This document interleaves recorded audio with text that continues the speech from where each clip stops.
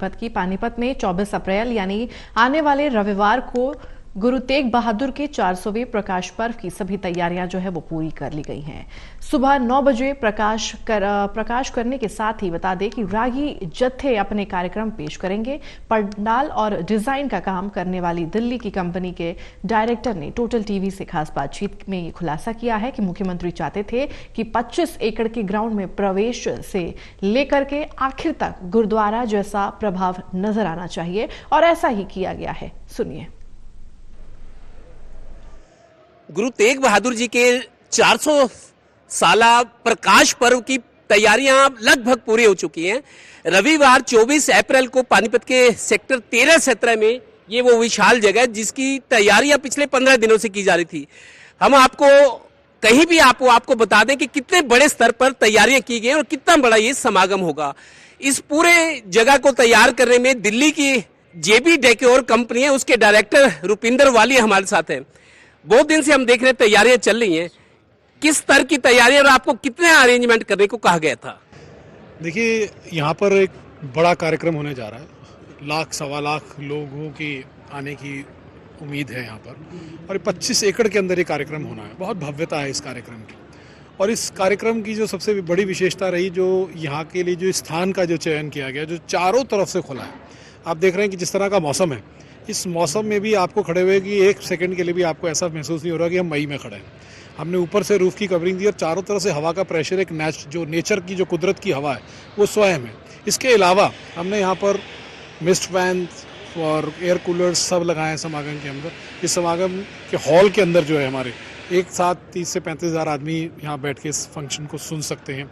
उसके अलावा हमने लंगर हॉल भी दिए हैं। लंगर हॉल में भी इस तरह की व्यवस्था है कि अगर कोई बैठ के खा रहा होगा कि एयर प्रेशर एक ऐसा रहेगा, मतलब ये कुदरती साइंटिफिक हो गया कि प्लॉट का जो चारों तरफ कोई बिल्डिंग नहीं है, चारों तरफ से मूवमेंट खुला हुआ है।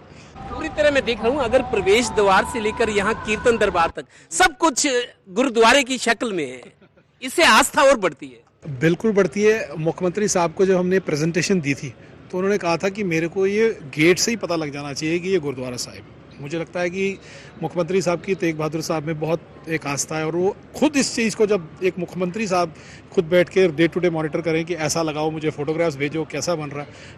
यहाँ जिस तरह की तैयारी हम देख रहे हैं, मेरे को लगता है कि पानीपत में इससे बड़ा आयोजन आज तक नहीं हुआ। पानीपत का सबसे बड़ा आयोजन है, धार्मिक आयोजन है, सामाजिक आयोजन है। रुपिंदर वालिया जी से ये भी अपील करेंगे कि हमें उस प्रदर्शनी स्थल पर लेकर जाएं जहां तमाम सिख गुरु नानक देव जी से लेकर बाबा बंदा सिंह बहादुर तक उनका जीवन और उनकी कुर्बानियां उस प्रदर्शनी हाल में आपको लिए चलते हैं। यहाँ 1 लाख आदमी आने की उम्मीद है, और इस प्रदर्शनी को गगनदीप जी जो HCS अफसर हैं उन्होंने पूरा प्लानिंग की, उन्होंने बनाया। DPR डिपार्टमेंट द्वारा ये सारी बनाई जा रही है, और इसके अंदर एक बहुत डिटेलिंग, मतलब कि जो चीज़ें आप बच्चों को दिखा सकते हैं कि गुरु नानक देव जी से लेकर बंदा सिंह बहादुर साहब तक जो इतिहास है हमारा, और जो हमारी शौर्य गाथाएं हैं, सरबंस दानी हमारे गुरु गोविंद सिंह जी, उनके बच्चों के बारे में कि क्या शौर्य और क्या दिलेर और क्या धर्म की रक्षा के लिए वो किस तरीके से अटल और अडिग रहे और बाल भी बाका नहीं होने दिया, वो सारी शौर्य की गाथाएं याद है। अगर आप एक स्लाइड को पढ़ने लगे तो जो आपका ब्लड का टेम्परेचर है, और जब लास्ट स्लाइड तक आप जाएंगे तो आपकी खून की रवानगी कितनी डबल होगी, अगर आप उसको पढ़ लेंगे तो आपको पता लगेगा कि ऐसी गाथाएं कि मात्र पढ़ भर लेने से आपके अंदर एक ऐसा खून की रफ्तार तेज हो जाएगी, और आपको पढ़ के लगेगा कि हमारे पास ऐसी क्लासिक हिस्ट्री है, और जिसको हम अपने जीवन में अगर धार लें तो मुझे लगता नहीं कि हम कभी भी किसी से भयभीत और किसी से भी हम स्थिति से घबराने और डरने वाले हो जाएं और कभी भी कर सकें। हर तरह की स्टोरी आपको इन 85 स्लाइड्स में लगेगी। मेरे को लगता है शायद दुर्लभ प्रदर्शनी, ऐसी प्रदर्शनी शायद कभी ना लगी हो। वाहिगुरु जी का खालसा, वाहिगुरु जी की फतेह। और तुम जरा देख रहे हो ਜਿਹੜੀ प्रदर्शनी लगी हुई है, ਇਹ ਸਾਡੇ ਗੁਰੂ ਸਾਹਿਬ ਦਾ ਇਤਿਹਾਸ ਹੈ ਜੀ ਪੂਰਾ।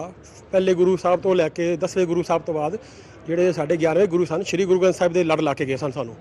ਔਰ ਜਿੰਨੇ ਵੀ ਸਾਡੇ ਗੁਰੂ ਹੋਏ ਨੇ, ਇਹਨਾਂ ਨੇ ਸਿਰਫ ਮਾਨਵਤਾ ਵਾਸਤੇ ਲੜਾਈ ਰਹੀ ਹੈ, ਕੋਈ ਕਿਸੇ ਇੱਕ ਧਰਮ ਵਾਸਤੇ ਨਹੀਂ, ਸਿਰਫ ਮਾਨਵਤਾ ਵਾਸਤੇ। ਮਾਨਵਤਾ ਹਿੰਦੂ ਵੀ ਹੈਗਾ, ਸਿੱਖ ਵੀ ਹੈ, ਮੁਸਲਮਾਨ ਵੀ ਹੈ, ਸਭ ਵੀ। ਔਰ ਉਸ ਸਮੇਂ ਦੇ ਟਾਈਮ ਵਿੱਚ ਕੀ ਹੁੰਦਾ ਸੀ ਜੀ, ਜਦੋਂ ਲੜਾਈ ਹੁੰਦੀ ਸੀ ਨਾ, ਤੇ ਉਸ ਟਾਈਮ ਸੀ ਹਥਿਆਰਾਂ ਦੀ ਲੜਾਈ। ਪਰ ਹਥਿਆਰਾਂ ਦੀ ਲੜਾਈ ਹੁੰਦਾ ਸੀ ਵੀ ਜਿਹੜਾ ਉਸ ਜਗ੍ਹਾ ਤੇ ਪੁੱਛੇਗਾ ਕਿਹੜਾ ਕਿਲੇ ਫਤਿਹ ਕਰੇਗਾ, ਉਸ ਟਾਈਮ ਦਾ ਜੁਝਾਰੂ ਨੇ, ਜਿਹੜਾ ਉਹ ਗੜੀ ਨੂੰ ਜਿੱਤੇਗਾ ਉਹ ਜੁਝਾਰੂ ਹੈ। ਅੱਜ ਦਾ ਟਾਈਮ ਚੇਂਜ ਹੈ, ਅੱਜ ਹੈ ਪੜ੍ਹਾਈ ਦਾ ਯੁੱਗ। तो हरियाणा, दिल्ली या पंजाब से जो भी श्रद्धालु इस समागम में आते हैं, ये हम उन्हें जरूर रिक्वेस्ट करेंगे कि जो प्रदर्शनी स्थल है, जहां सिख गुरुओं के जीवन, संघर्ष, उनकी कुर्बानी की तमाम चीजों को बड़ी खूबसूरती से पेश किया गया है, लिहाजा इस प्रदर्शनी स्थल का दौरा करना ना भूलें। सहयोगी श्रीनिवास के साथ Devendra Kathoria, total news, Panipat bureau.